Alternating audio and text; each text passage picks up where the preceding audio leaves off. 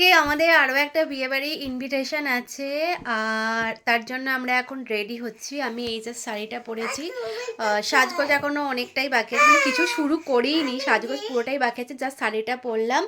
এখন ঘড়িতে বাজছে হচ্ছে 7টা, আর বিয়েবাড়ি যাবো যেরকম টাইম হয় 8:30 9টায় সেরকম টাইমে যাবো। আর এদিকে আমার মেয়েকেও রেডি করাতে হবে। কোথায় গেল আমার মেয়ে? খুঁজে পাচ্ছি না। এই পেয়েছি।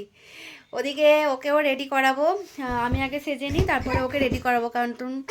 কারণ কি, এখন যদি ওকে রেডি করিয়ে রাখি তাহলে সব সাজে 12টা বাজিয়ে দেবে, আমাকে আবার সাজাতে হবে। তাই জন্য আমি আগে সাজি, তারপর ওকে সাজাবো।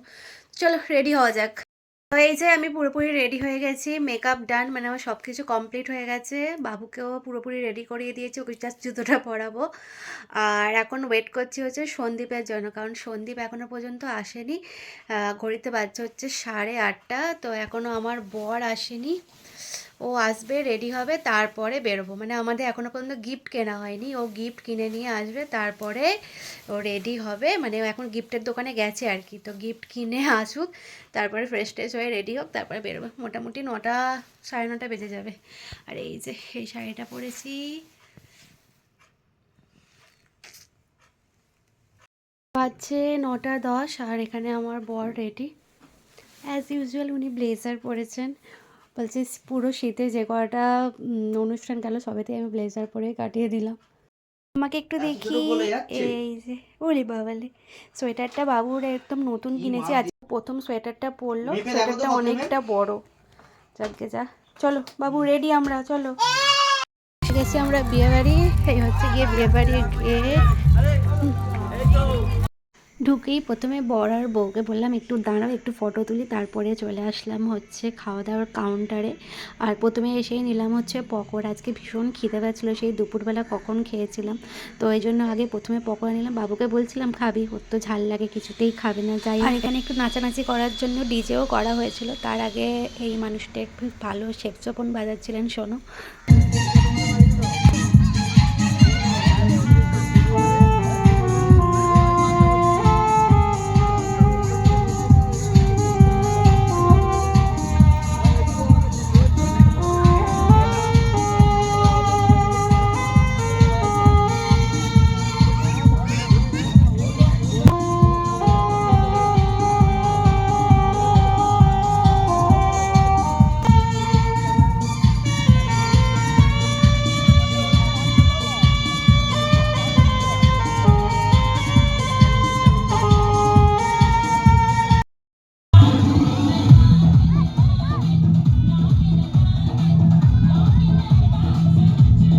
এরপর কনে যাত্রীও চলে এসেছিলো। আমি খাবার স্টলের এখানেই ছিলাম, যেহেতু এখানে একটু নাচ গান হচ্ছিলো আর কি। আর এখানে মানে এই যে বিয়েবাড়িটাতে হচ্ছে সন্দীপের সূত্রে আসা, মানে সন্দীপের বন্ধুর ভাইয়ের বিয়ে ছিল। আর যার সাথে বিয়ে হয়েছে যেই মেয়েটা, সেটা হচ্ছে যে আমার পিসির নাতনির বন্ধু ছিল। সেহেতু আমার পিসির এই যে বৌমা, নাতনি, দাদারা সবাই এসেছিলো, দাদারা বৌদিরা সবাই এসেছিলো।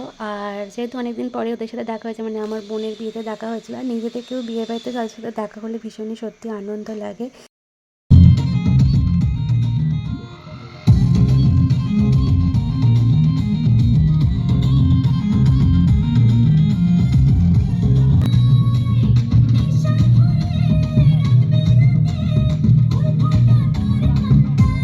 তারপরে চলে আসলাম হচ্ছে খাওয়া দাওয়া করতে। আর 10:30 না 11:45 বেজে গিয়েছিলো।